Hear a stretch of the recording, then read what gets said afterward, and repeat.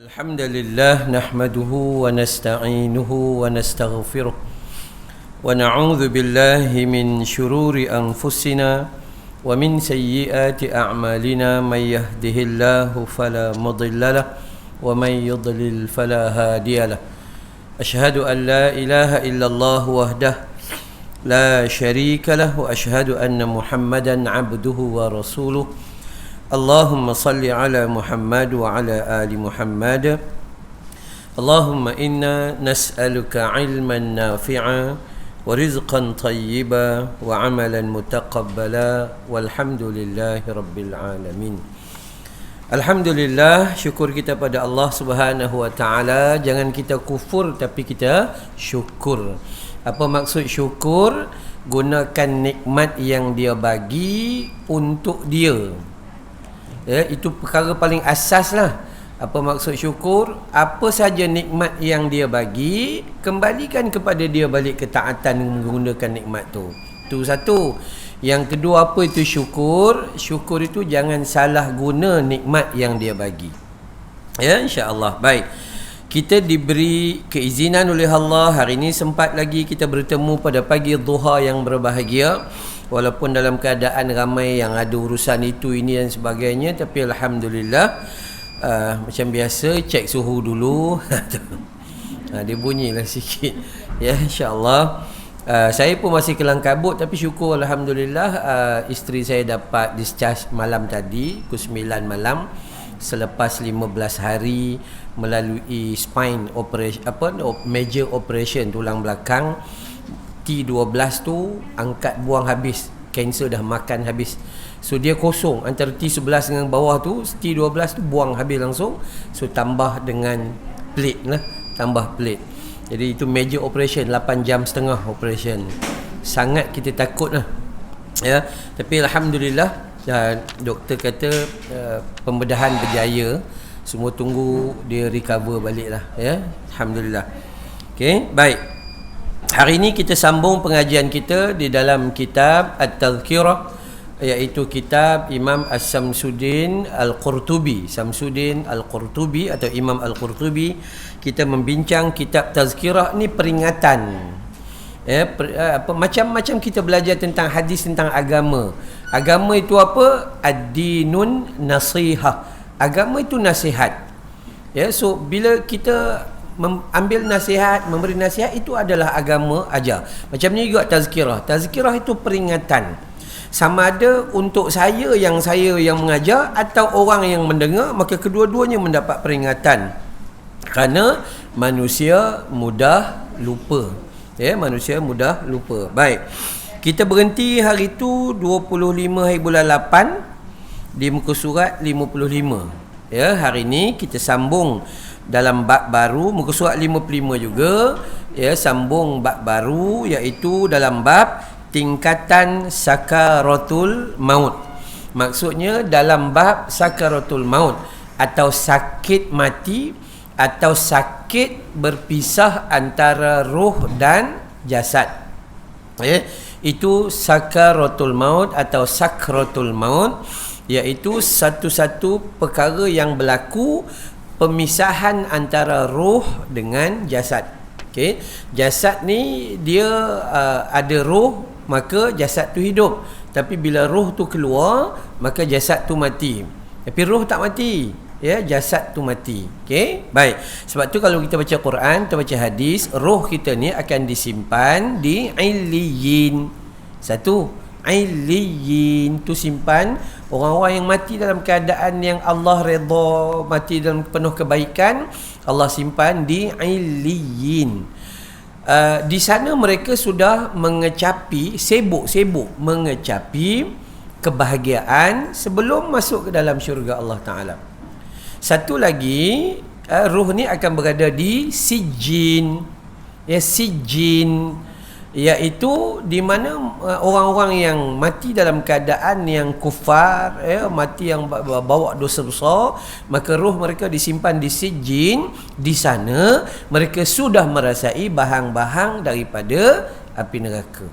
Okey, jadi kita doa dihindari daripada sijin dan dianugerah kepada illiyin. Amin ya rabbal alamin. Baik. Jika ada orang bertanya, apakah semua makhluk akan mengalami sakaratul maut? Persoalan tu Imam Qurtubi kata, kalau ada orang tanya, betul ke semua makhluk itu ada sakaratul maut? Maka sebahagian ulama berkata, berdasarkan prinsip dan pendapat yang benar bahawa piala maut itu pasti pahit rasanya, meskipun telah dan akan terus dikecapi. Tetapi di sana memang ada dua golongan, ada beberapa kemungkinan dan berbagai pertimbangan. Baik. Pertama sekali, ulama mengatakan bahawa semua orang akan menghadapi, dengan hadapi dia tu ada rasa pahit, rasa tak elok tu, ada rasa pahit. Yang ini yang pertama yang kita bagi tahu tu. Dan semua itu mereka akan kecapi pada waktu sakaratul maut itu. Pada waktu sakaratul maut itu ada sakit tak? Ada sakit. Ada indah tak? Mungkin ada indah. Mungkin ada indah. Itu terpulang. Sebab itu ghaib, kita tak tahu. Kita boleh cerita apa yang Nabi cerita pada kita, kita tak boleh cerita. Roh ni mari ke sini, dia keluar sini, dia pergi ke siku, dia pergi ke lutut, dia pergi ke sana, dia lari sana sini. Ni jangan mandai-mandai.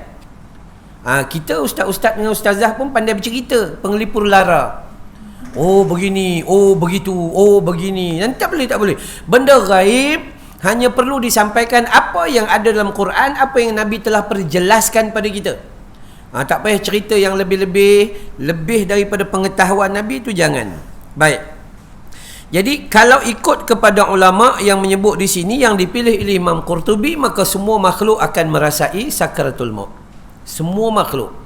Kita bila tengok National Geography, kita nampak cameraman shoot pada singa, pada binatang-binatang ni, tiba-tiba dia melompat, dia tarik calo bete kalau calo karting.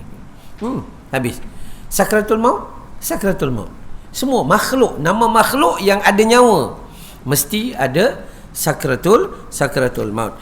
Hanya Allah Subhanahu wa taala yang maha kekal. Kita buatlah macam mana pun, tong oksigen ke apa ke, buatlah jogging tambah oksigen ke, kalau sampai time dia mati tidak akan dilewat dan tidak akan dipercepat walaupun sesaat, tak ada. Titik. Ini berlaku pada apa yang berlaku di zaman Nabi Sulaiman alaihissalam, di mana malaikat maut datang ketika Nabi Sulaiman sedang memberi tazkirah dan peringatan kepada umat dia lah. Ketika itu maka Allah Subhanahu wa taala buka pandangan, maka Nabi Sulaiman nampak, tetapi pandangan salah seorang lagi yang nampak adalah orang yang bakal mati. Bila dia nampak tu, dia rasa ketakutan dan dia pergi kepada Nabi Sulaiman dan bagi tahu kepada Nabi Sulaiman, dia takut dan minta supaya dibawa ke tempat lain. Nabi Sulaiman kan bergerak sepantas angin dan sebagainya, bergerak saja ke tempat lain, malaikat maut pun sampai dan mati. Dia tidak pernah terlambat. Saya selalu peringat kepada isteri saya ketika major operation sebelum. Saya kata sakit bukan bermaksud mati, tapi mati itu adalah mati. So ada orang yang tak sakit tapi mati, accident. Macam-macam. Berapa ramai orang yang tak sakit tiba-tiba kena wabak coronavirus mati. Berapa ramai orang yang mati lemas, pergi makan angin, pergi berkelah dan sebagainya. Maka sakaratul maut itu ada pada semua makhluk. Hanya Allah yang maha kekal, dia maha esa, tiada sekutu baginya, maka dia berlakukan sunnah kehancuran dan kebinasaan atas seluruh makhluknya kecuali dirinya. Allah, dia kekal. Nabi pesan kepada kita, jangan banyak bertanya. Nabi pesan, bukan tak boleh tanya, kalau tak faham tanyalah, tapi jangan banyak bertanya sampai tanya tu melampaui batas, sehinggalah kita tanya pada diri kita, siapa jadikan alam? Mesti Tuhan yang jadikan. Siapa yang jadikan Tuhan? Udah. Tu. Itu Nabi sebut tu. So dengan ustaz bolehlah tanya. Boleh, jangan tak tanya pula. Ustaz kata tak boleh. Tak tanya. Lepas tu ada ustaz-ustaz bagi tahu pula, sesungguhnya orang yang banyak bertanya itu lemah imannya. Itu hadis palsu. Itu hadis palsu. Jangan gitu. Kalau tak faham, tanyalah. Baik. Jadi Allah Subhanahu Wa Taala ini dia Maha Esa. Dua hari lepas saya Imam Muda Ashraf dan Ustaz Farid Ravi program di Melaka 2 hari lepas. InsyaAllah besok saya ke Melaka lagi, lusa saya ke Penang. Walaupun isteri tengah sakit, kita nak cari rahmat Allah Ta'ala. Kita buat. Kami ceramah kepada mu'allaf yang baru ni, mu'allaf yang baru dan juga orang asli. Jadi kita ceritalah tentang keesaan Tuhan, Allah itu dan sebagainya, bagi-bagi mudah-mudah. Dan tiada sekutu baginya. Maksudnya Allah tak ada pendamping lain yang berkuasa seperti mana Allah, ataupun rendah sikit kuasanya daripada Allah dan bergabung dengan kuasa Allah. Tak, mutlak dia je.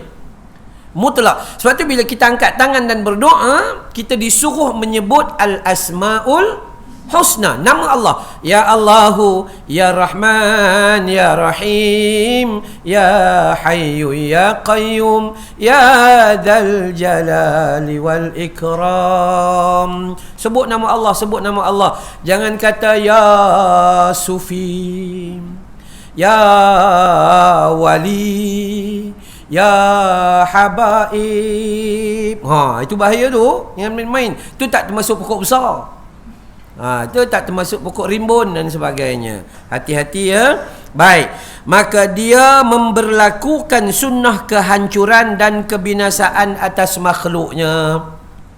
Setiap yang hidup di hujungnya, kullu nafsin dha'iqatul maut. Setiap yang bernyawa macam kita pasti mati. Setiap yang dia cipta akan hancur.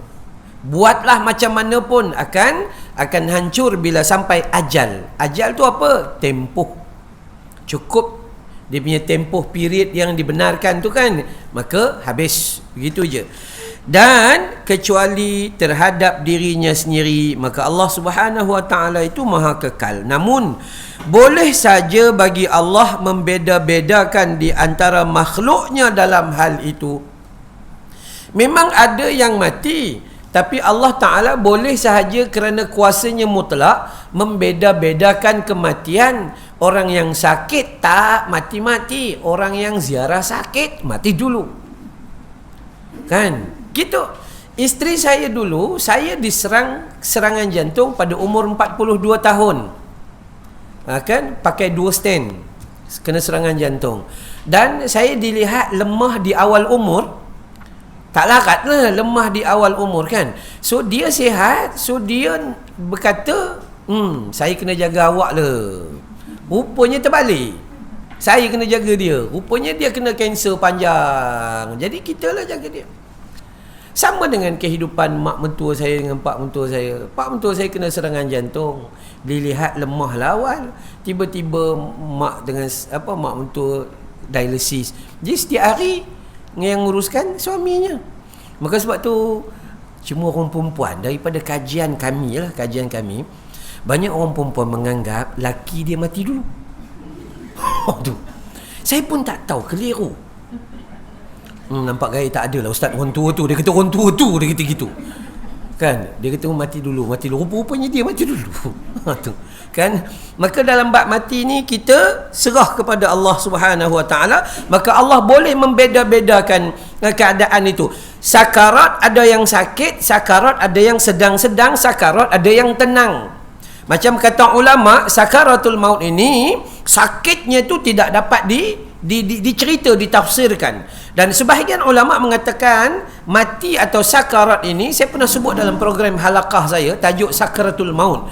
Masa tu TV9 kami buat live. Sekarang tak ada dah. Ya. Masa tu cerita apa? Ada ulama mengatakan mati ni umpama kita tidur. Tahu, kita sakit tu macam kita mengantuk, pejam mata, dah meninggal. Itu. Ya. Cuma ada bedalah, kita jangan pandang pula. Apa pasal mak nampak mati teruk sangat? Yang ni ular dalam semak mati sikit je gitu. Tak sakit apa-apa pun. Tu jangan-jangan, yang tu bukan. Allah berhak membeda-bedakan di antara para makhluknya dalam hal itu. Ada orang kita kalau boleh Ustaz, saya nak mati Jumaat, saya nak mati Jumaat, saya mati Jumaat, dia kata gitu. Jumaat hari baik. Nabi mati hari Isnin, okey ke? Ustaz, saya nak mati dalam sujud, saya mati dalam sujud. Ada Nabi mati dalam sujud? Tak ada pun. Bukan. Zahir kematian itu tak ada. Bukan judgement yang kita boleh buat. Tak boleh, memang tak boleh. Melainkan ada petunjuk dari Nabi. Nabi kata orang yang mati lemas dalam air sungai maupun lautan, dia mati syahid. Nabi kata orang yang jatuh bangunan atau tanah runtuh, maka dia mati syahid. Yang tu jelaslah.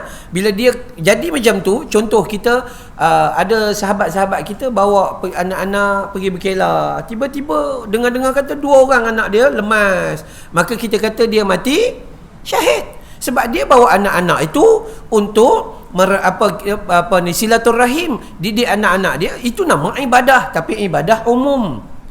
Kita bukan kata mati dalam sujud bagus betul.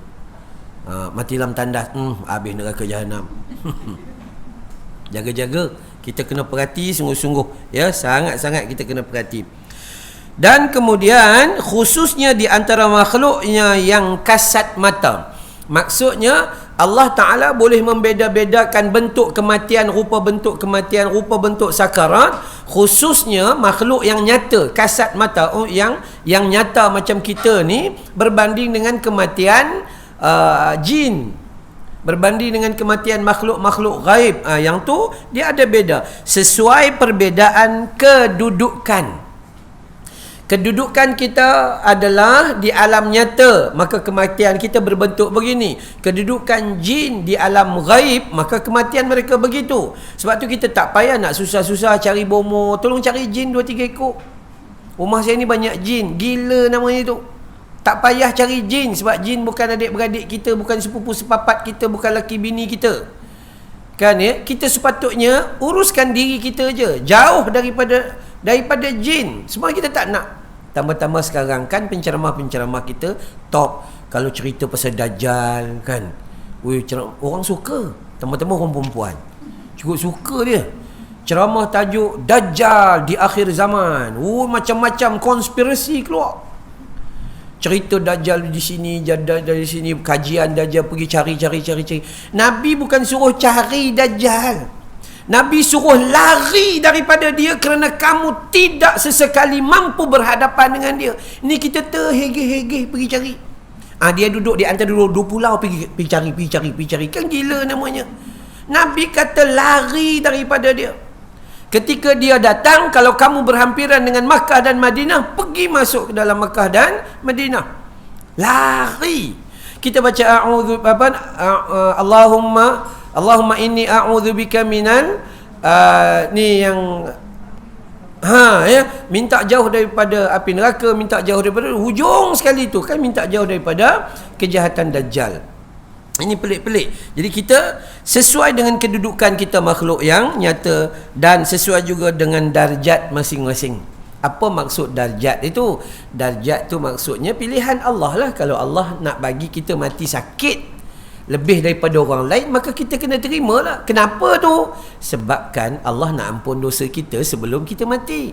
Jadi mati je dah khulal jannah, masuk syurga Allah Ta'ala. Okay? Tak payah minta mati senyum-senyum. Tak payah minta, tapi kita selalu minta, ya Allah kurniakan aku kematian yang dipanggil sebagai husnul khatimah. Senyum tak senyum bukan masalah kita, kan ya. Jadi yang tu dulu kita kena bagi faham. Dan dalam kaitan ini perlu diterangkan bahawa ada makhluk yang dipanggil haiwani yang berasal dari tanah, iaitu manusia dan bukan manusia. Kenapa dipanggil makhluk haiwani? Sebab dalam jiwa manusia ada nafsu kebinatangan. Sebab tu saya selalu ulang, yang buang anak dalam tandas orang, mana ada anjing buang anak dalam tandas? Tak ada, memang tak ada. Manusia, jahatnya manusia ni, tak tahu nak cakap lah jahat dia. Memang tahap kejahatan dia tu, setan pun takut. Setan pun takut. Tahap manusia punya jahat tu. Jadi sifat haiwan memang berada dalam tubuh badan manusia, tapi Allah bekalkan kita iman dan akal fikir agar dapat mempertimbangkan. Sifat haiwan berebut makan. Kita ada akal fikir dan ada iman, kata Nabi, makan ketika awak perlu makan. Jangan tunggu sampai hypo baru nak makan. Kan? Maksudnya bukanlah kata makan ketika lapar, berhenti sebelum kenyang, bukan gitu. Makanlah bila awak perlu makan, berhentilah masa awak rasa dah cukup. Kalau awak sebelum kenyang kan bila solat, rugi makan sikit tadi. Itu kan. Yang tak boleh adalah melampau. Ini yang disebut di sini ni.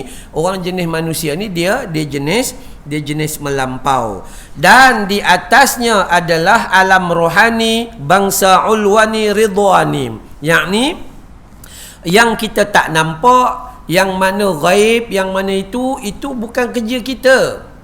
Awak nak buat rumah, awak tak payah pergi minta, wahai tok nenek jin, aku nak tolak tanah ni, gitu gini kan sebagainya. Tak ada. Ya, nang butinang kui buti kui pu gitu tu tak ada. Malah kita boleh jatuh syirik. Bahaya.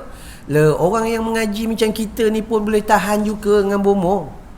Ustaz pun dia rajin jumpa, bomoh lagi rajin.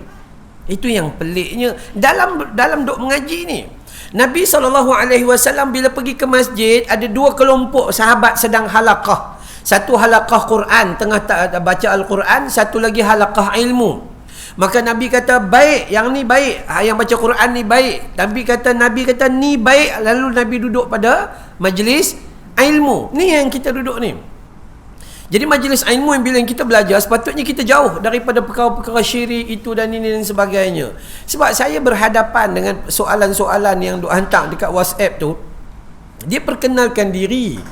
Assalamualaikum Ustaz, nama saya Kak Leha daripada ni contoh. Kan ya, akak nak tanya lah, malam tadi akak mimpi gigi bawah 2 patah. Kan ya, apa maksudnya? Maksudnya kau buh gigi palsu je lah. Apa susah berbenar? Kan ya, apa maksud? Percaya. Ustaz gitu, Ustaz gini, dah. Ustaz ni kita tak tahulah, adik-beradik saya semua sakit Ustaz. Ada orang kata saka, tu bukan saka, tu baka. Memang geng kencing manis semua. Tu manusia tu, itu yang mengaji. Kalau yang tak mengaji lagi teruk lah. Sebab tu kita kena belajar setiap hari. Baik. Tapi semuanya tetap meneguk piala maut itu dan merasakan cekikannya. Sama ada dia alam ghaib atau dia berada di alam nyata yang merupa dua makhluk ini, maka mereka juga sama seperti kita merasai sakratul maut. Sama ada dia merupakan cekikan ataupun genggaman atau rakusan dan sebagainya, itu seperti mana yang Allah firman dalam surah Ali Imran ayat 185, kullu nafsin dha'iqatul maut, iaitu tiap-tiap yang ada nyawa maka dia akan rasa mati. Itu yang dinamakan sakratul maut. Yang hidup kemudian dia mati. Tapi bentuk mati dia tu kita tak tahulah. Ada orang relax je. Semalam rasa macam sesema, contoh dia ngadu kan, abang sesema lah hari ni, rasa tak tahu, tak pernah sesema selama hidup ni. Rupanya dia sesema sikit aja, makan Panadol, abang nak relax lah, tidur terus. Ada gitu kan ya. Ada yang susah betul nak mati. Aksiden 16 kali, motor 16 biji tukar, pergi kerja daripada kecil. Rupa-rupanya sekarang sempat pencen.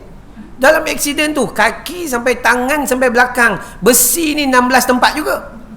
Iya sungguh, tak mati-mati. Kita pun heran tengok motosikal dia tu, dah jadi macam basikal budak dah. Kecil je, sebab benyet. Tapi dia hidup. Tu dia. Jadi pilihan Allah Subhanahu wa ta'ala.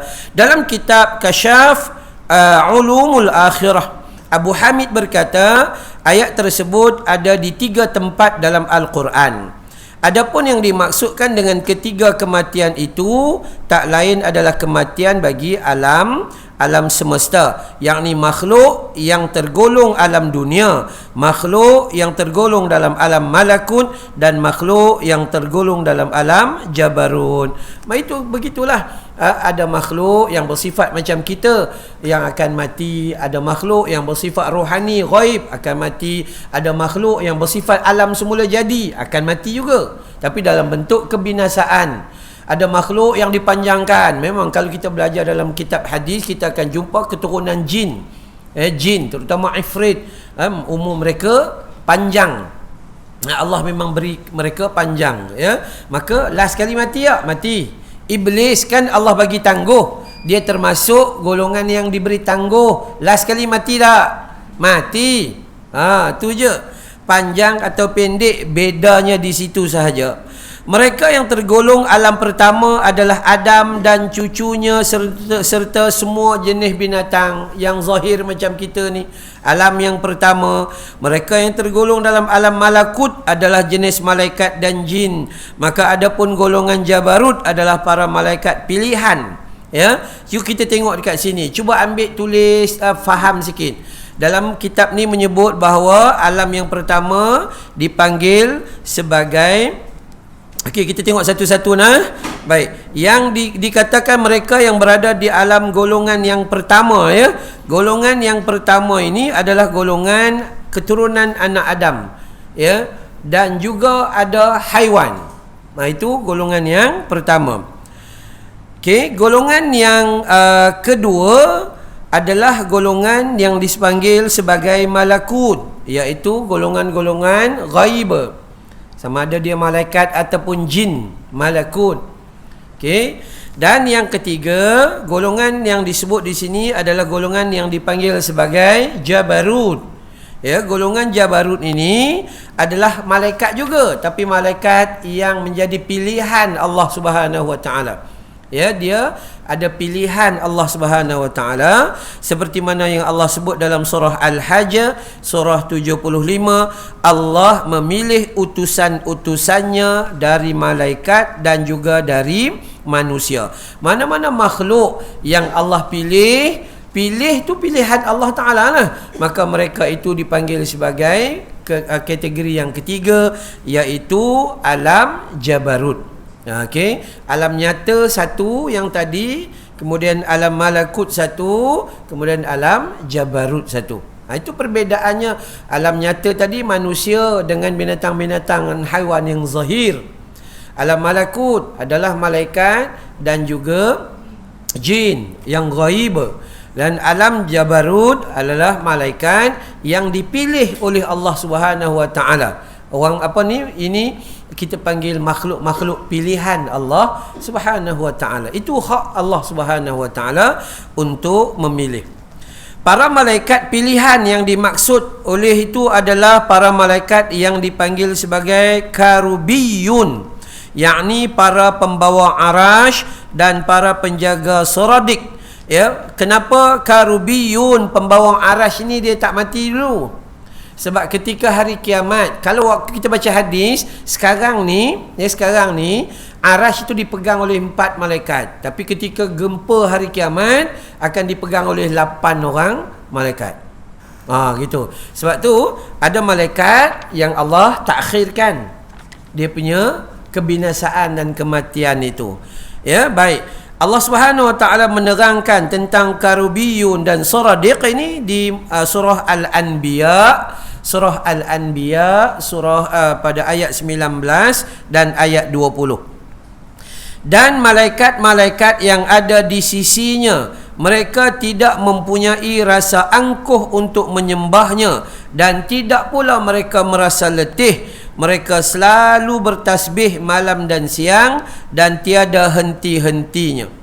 Juga disebut dalam surah Al-Anbiya ayat 17, sekiranya kami hendak membuat sesuatu permainan, iaitu isteri dan anak, tentulah kami membuatnya di sisi kami, dan jika kami menghendaki berbuat demikian, tentulah kami telah melakukannya. Maksud itu hak mutlak Allah Ta'ala. Siapa-siapa yang dia nak pilih, maka itu pilihan Allah. Siapa-siapa yang dia nak biarkan mati awal, maka mati. Ada, saya tak ingat ayat berapa. Kalau kita baca dalam Quran, kita akan jumpa manusia dicipta begini. Akhirnya sampai umur 40, akhirnya sampai umur tua mereka, ada sebahagian mereka dimatikan oleh Allah, ada sebahagian mereka disambung sehingga mereka kembali seperti bayi. Dan nyanyuk, dah tak boleh nak buat apa, bedridden, basuh berak, basuh kencing, orang lain tolong uruskan, makan apa, itu. Ada yang sedemikian. Maka itu semua pilihan Allah. Kenapa Allah pilih gitu? Itu hak Allah Subhanahu Wa Taala. So kita buat apa? Tugas kita adalah menunaikan hak Allah dengan apa yang Dia telah pinjamkan kepada kita. Dah. Allah dah bagi dah untuk kita. Hak kita elok dah. Hak kita Allah bagi, lahir ke dunia cantik. Lahir pula tu jadi orang Melayu.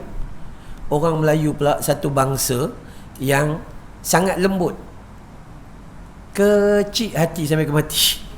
Orang cakap sikit kecil hati, tak tahu bila nak besar hati ni tu. Kecil hati, sikit-sikit kecil hati, sikit-sikit merajuk. Tok Imam merajuk 2 tahun merajuk, buruk penuh orang tua merajuk. Ya, itu orang Melayu. Orang Melayu punya sifat dia bertolak beransur.